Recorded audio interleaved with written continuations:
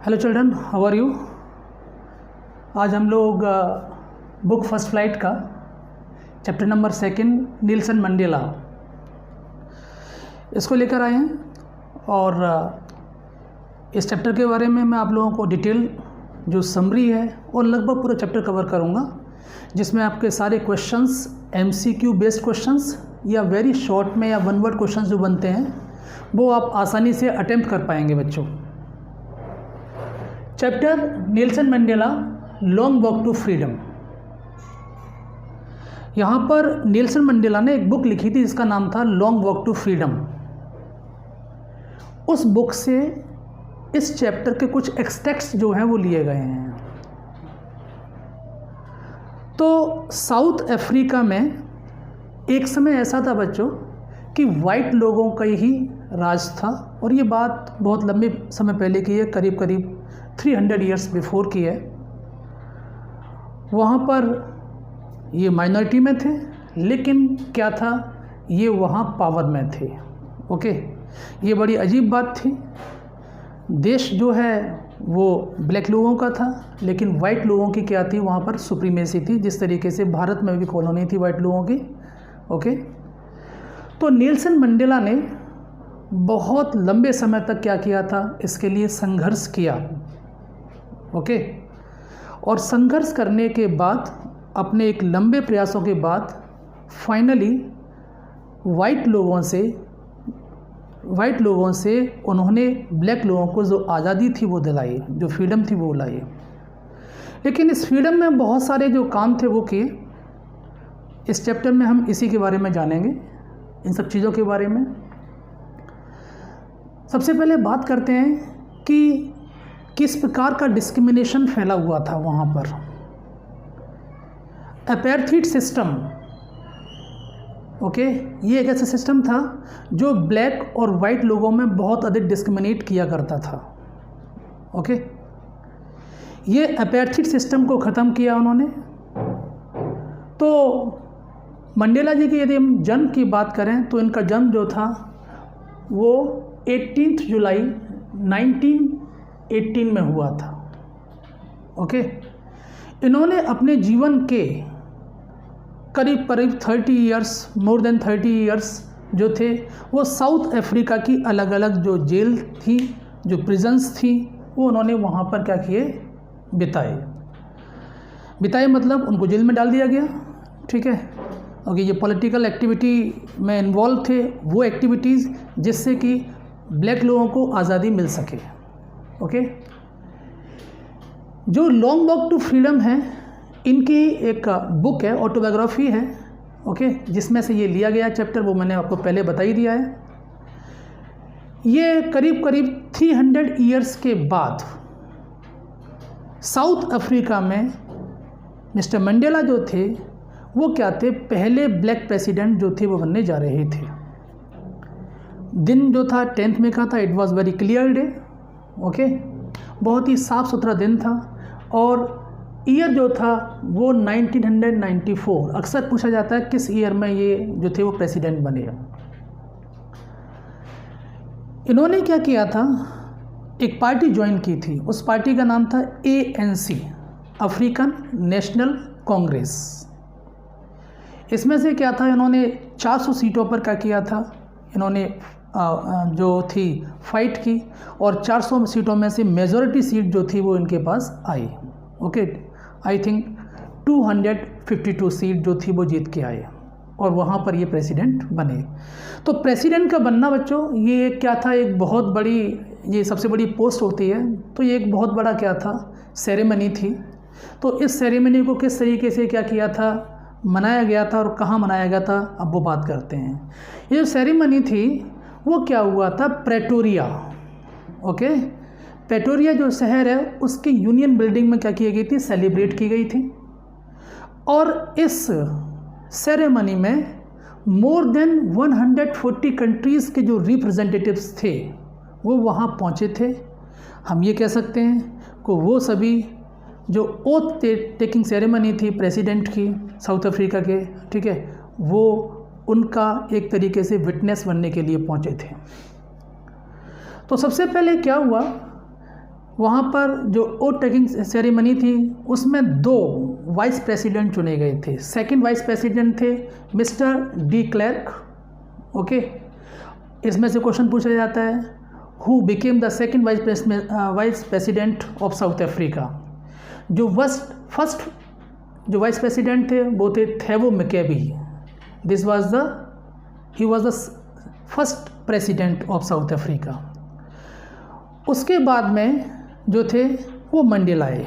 Mandela he was not alone, उनकी बेटी जनानी जो थी वो उनके साथ थी। ओके, मंडेला ने यहाँ पर जो थी जैसे ही उन्होंने अपनी ओथ ले ली तो ओथ लेने के बाद में उन्होंने अपनी स्पीच जो थी वो स्पीच दी और इस स्पीच में उन्होंने बताया था कि अब जिस तरीके से वहाँ 140 जो कंट्रीज़ के जो प्रतिनिधि आए थे वो सब बैठे हुए थे, उन्होंने कहा उन सबके प्रेजेंस में बोला the presence of all people confer glory and hope to the new born liberty.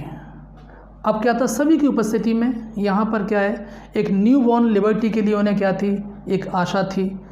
Okay, और एक शान थी। उसके बाद में उन्होंने बताया कि यह जो विक्ट्री थी अपेर्थीड के ऊपर, it was a common victory. This victory was for justice, okay, peace and what, human dignity. इसमें से चिल्ड्रन बच्चों पूछा जाता है क्वेश्चन कि जो कॉमन विक्ट्री थी वो किस बात के लिए थी, तो जस्टिस के लिए थी, पीस के लिए थी और ह्यूमन डिग्निटी के लिए थी। फिर उन्होंने ये कहा अपनी स्पीच में कि वो बहुत अधिक कठिन परिश्रम करेंगे और अपने लोगों को जो पॉवर्टी, डिप्राइवेशन और उसके बाद में डिसीजेज़, ठीक है, उससे लिबरेट करेंगे। अब उनके जो लोग हैं, या चाहे वो वाइट लोग हों या ब्लैक लोग हों, इस प्रकार की समस्या उनके सामने नहीं आएगी। और उन्होंने ये भी कहा था कि अब साउथ अफ्रीका कभी भी, ओके, क्या नहीं होगा, एक दूसरे लोगों के द्वारा, यानी कि एक लोग दूसरे लोगों को डिस्क्रिमिनेट नहीं करेगा, किसी भी तरीके से नहीं करेगा। ओके बच्चों, thank you. Impressive display of jets. जैसा कि आपको मालूम ही है कि ये एक बहुत बड़ा क्या था, सेरेमनी थी और साउथ अफ्रीका में जो ब्लैक प्रेसिडेंट जो थे वो बनने जा रहे थे, तो it was a very big movement. तो इस मूवमेंट पे क्या हुआ था, जो वहाँ की आर्मी है उस आर्मी ने बहुत ही शानदार तरीके से डेमोन्स्ट्रेशन किया था। ओके, और इसमें क्या होता है कि जेट विमान जो होते हैं वो, उन जेट विमान ने और हेलीकॉप्टर, जो यूनियन बिल्डिंग होती है जहाँ पर ये फंक्शन हो रहा था प्रेटोरिया में, उसके ऊपर से क्या हुए, वो उड़े और उड़ने के बाद में अलग अलग तरीके से आकार बनाते हुए वहाँ से वो निकले। ये आर्मी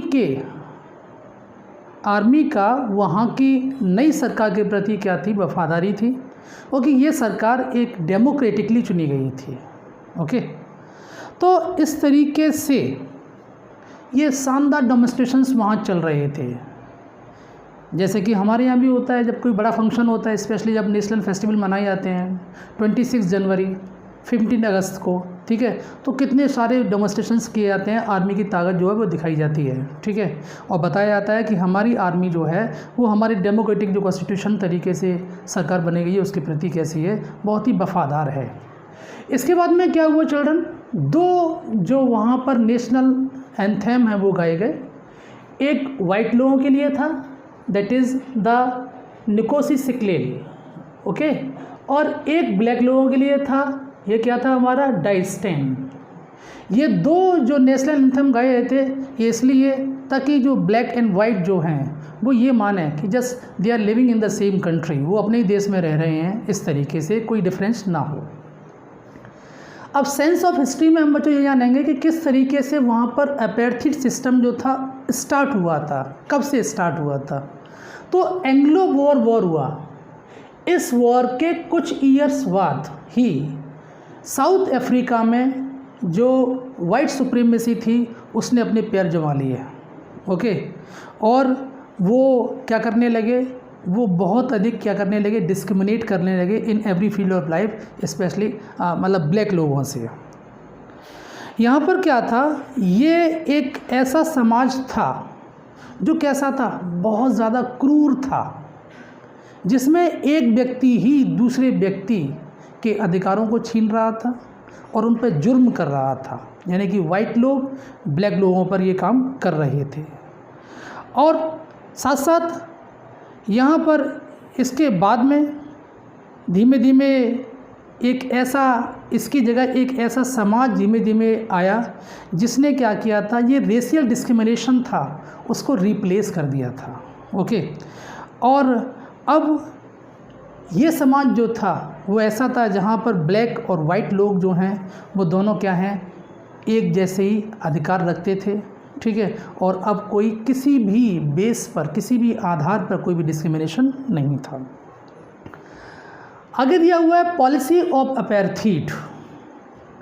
अब इस सिस्टम को से लड़ते हुए यहाँ पर मंडेला के बहुत सारे साथी जो थे उन्होंने अपनी लाइफ को भी गंवा दिया स्ट्रगल करते हुए।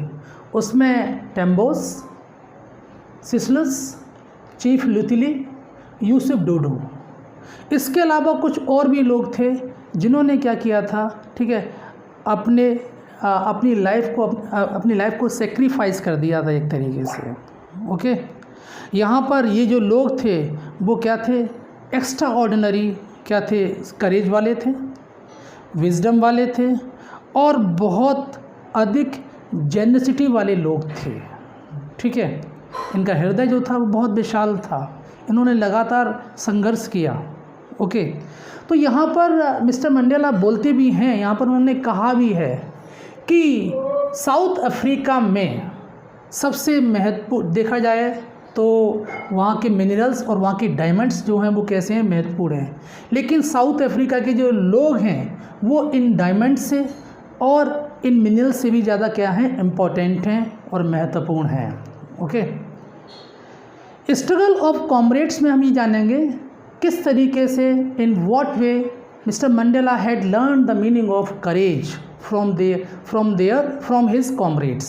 Okay, courage is a victory over fear, and for this idea of freedom and equality, इस आइडिया पर वो लोग क्या कर रहे थे, काम कर रहे थे यहाँ पर। ओके, और इस तरीके से the idea of freedom and equality के लिए मंडेला ने और उनके साथियों ने जीवन के अधिकांश जो वर्ष थे वो क्या थे, काल कोठरी में बिताए। ठीक है, प्रिजन में बिताए थे उन्होंने, है ना। जैसा कि आप जानते ही हैं कि लगभग 30 years of his life, okay, he had spent in the prisons, in the different prisons of South Africa. तो only for the idea of freedom and equality के लिए। Okay, two responsibilities means twin obligation, इसको हम twin obligation भी बोलते हैं, twin obligation.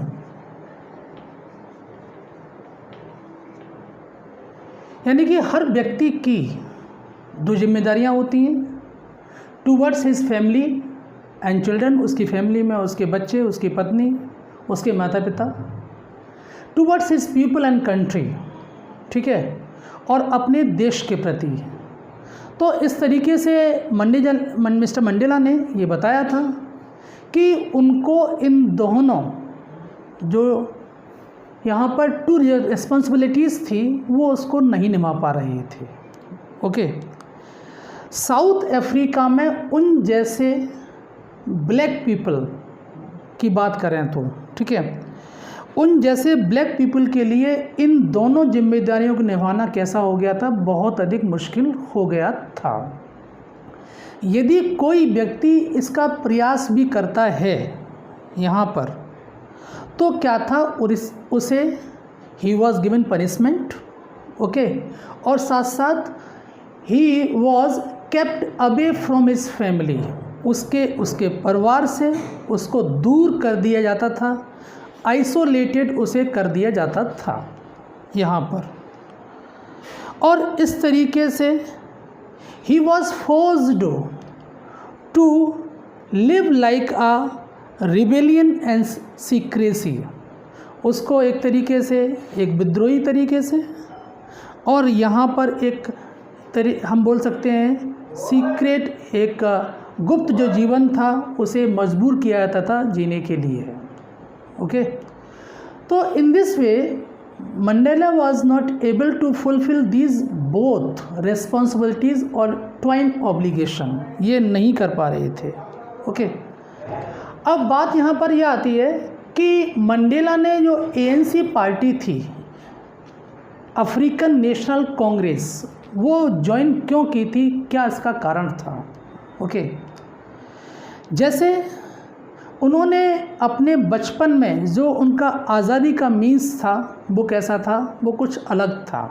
Okay, जैसे जैसे वो बड़े हुए तो उन्होंने देखा कि उनके लोग, उनके जो लोग हैं वो क्या हैं, फ्री नहीं है, आज़ाद नहीं हैं। ओके, तो उन्होंने अपने सभी भाई और बहनों को ये देखा था कि वो फ्रीडम से एक तरीके से डिप्राइव थे। ओके, उन्हें आज़ादी नहीं थी। तो इस तरीके से उन्होंने उनको आज़ादी दिलाने के लिए यहाँ पर एक ANC जो पार्टी थी उन्होंने क्या कर ली, ज्वाइन कर ली, अफ्रीकन नेशनल और कांग्रेस, ये पार्टी उन्होंने ज्वाइन किया। ये बोलते हैं अपने बारे में कि he was a law abiding lawyer, वो एक कानून को मानने वाले एक क्या थे, लॉयर थे, और उनको फोर्स किया गया था एक तरीके से आउटलॉ जीवन को जीने के लिए। ओके, तो यहाँ पर ये बोलते हैं कि जिस तरीके से धीमे धीमे क्या हुए, जब वो बड़े हुए तो उन्होंने ये देखा था और अब अपने लोगों की आज़ादी के लिए उन्होंने क्या करना, संघर्ष करना स्टार्ट कर दिया, शुरू कर दिया। उनका मानना था कि फ्रीडम इज़ इंडिविजिबल, फ्रीडम जो है इंडिविजुअल है, अविभाज्य है। ठीक है, ऐसा वो मानते थे। और वे जानते थे, यहाँ पर उन्होंने ये बोला कि जो ऑप्रेस्ड मस्ट बी लिबरेटेड, ऐसा उन्होंने कहा था। और कहा the oppressed and the oppressor are like are robbed of their humanity. Okay, दमन करने वाले और दमित जो दोनों ही लोग जो होते हैं वो क्या हैं, कैसे होते हैं, मानव साथे जो हम बातें ह्यूमैनिटी से कैसे होते हैं, डिप्राइव होते हैं। ठीक है, और यहाँ पर उन दोनों को ही क्या है, मुक्त करना चाहिए, उन्होंने कहा था लिबरेट होना चाहिए। तो इस तरीके से एक लॉ अबाइडिंग जो व्यक्ति थे, लॉ अबाइडिंग से एक वो रेवोल्यूशनरीज, या उन्होंने किस तरीके से रिवोल्ट किया था वहाँ की गवर्नमेंट के अगेंस्ट में। Okay children, thank you for watching this video. Two responsibilities means twin obligation, इसको हम ट्विन ऑब्लिगेशन भी बोलते हैं, ट्विन ऑब्लिगेशन। यानी कि हर व्यक्ति की दो जिम्मेदारियां होती हैं, towards his family and children, उसकी फैमिली में उसके बच्चे, उसकी पत्नी, उसके माता पिता, towards his people and country. ठीक है, और अपने देश के प्रति।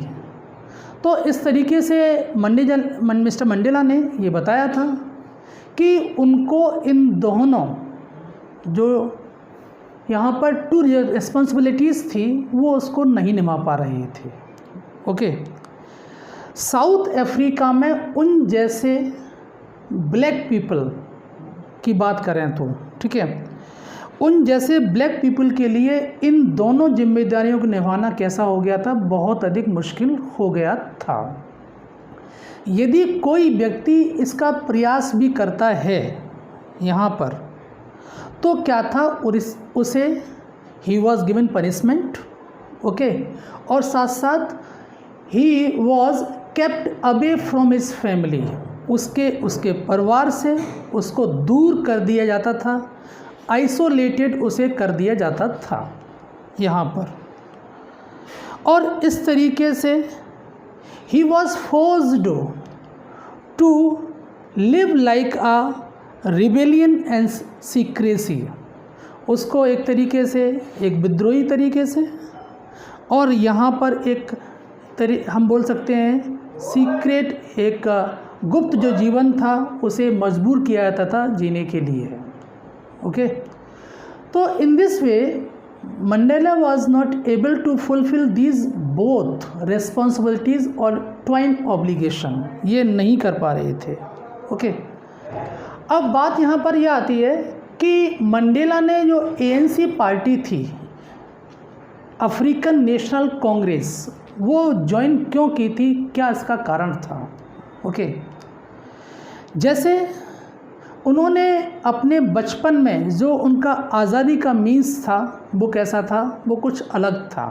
ओके, जैसे जैसे वो बड़े हुए तो उन्होंने देखा कि उनके लोग, उनके जो लोग हैं वो क्या हैं, फ्री नहीं है, आज़ाद नहीं हैं। ओके, तो उन्होंने अपने सभी भाई और बहनों को ये देखा था कि वो फ्रीडम से एक तरीके से डिप्राइव थे। ओके, उन्हें आज़ादी नहीं थी। तो इस तरीके से उन्होंने उनको आज़ादी दिलाने के लिए यहाँ पर एक ANC जो पार्टी थी उन्होंने क्या कर ली, ज्वाइन कर ली। अफ्रीकन नेशनल और कांग्रेस, ये पार्टी उन्होंने ज्वाइन किया। ये बोलते हैं अपने बारे में कि he was a law abiding lawyer, वो एक कानून को मानने वाले एक क्या थे, लॉयर थे, और उनको फोर्स किया गया था एक तरीके से आउटलॉ जीवन को जीने के लिए। ओके, तो यहाँ पर ये बोलते हैं कि जिस तरीके से धीमे धीमे क्या हुए, जब वो बड़े हुए तो उन्होंने ये देखा था और अब अपने लोगों की आज़ादी के लिए उन्होंने क्या करना, संघर्ष करना स्टार्ट कर दिया, शुरू कर दिया। उनका मानना था कि फ्रीडम इज़ इंडिविजिबल, फ्रीडम जो है इंडिविजुअल है, अविभाज्य है। ठीक है, ऐसा वो मानते थे। और वे जानते थे, यहाँ पर उन्होंने ये बोला कि जो ऑप्रेस्ड मस्ट बी लिबरेटेड, ऐसा उन्होंने कहा था। और कहा the oppressed and the oppressor are like are robbed of their humanity. Okay, दमन करने वाले और दमित जो दोनों ही लोग जो होते हैं वो क्या हैं, कैसे होते हैं, मानव साथे जो हम बातें ह्यूमैनिटी से कैसे होते हैं, डिप्राइव होते हैं। ठीक है, और यहाँ पर उन दोनों को ही क्या है, मुक्त करना चाहिए। उन्होंने कहा था लिबरेट होना चाहिए। तो इस तरीके से एक लॉ अबाइडिंग जो व्यक्ति थे, लॉ अबाइडिंग से एक वो रेवोल्यूशनरीज, या उन्होंने किस तरीके से रिवोल्ट किया था वहाँ की गवर्नमेंट के अगेंस्ट में। Okay, done, thank you for watching this video.